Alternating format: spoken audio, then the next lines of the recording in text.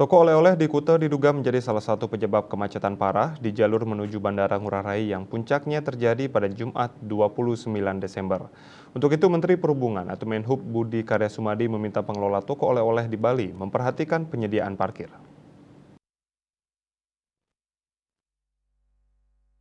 Ia juga meminta agar memastikan kendaraan pelanggan tidak sampai diparkir di bagian jalan supaya tidak mengganggu lalu lintas kendaraan.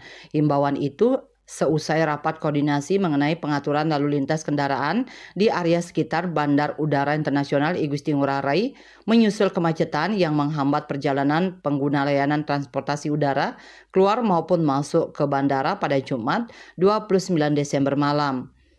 Dia menyebut kemacetan lalu lintas kendaraan yang menjalar hingga ke jalan tol Bali Mandara pada Jumat 29 Desember malam sebagai kejadian luar biasa yang tidak pernah terjadi sebelumnya. Penjabat Gubernur Bali Sangmade Mahendra Jaya menyampaikan bahwa kemacetan lalu lintas kendaraan dari dan ke Bandara I Gusti Ngurah Rai pada Jumat 29 Desember malam terjadi karena ada peningkatan pergerakan orang dan barang secara bersamaan. Ia mengatakan pemerintah Provinsi Bali akan mengikuti arahan Menteri Perhubungan untuk berkoordinasi dengan para pemangku kepentingan terkait guna mengupayakan orang yang mengunjungi Bali bisa melakukan aktivitas dengan aman dan nyaman.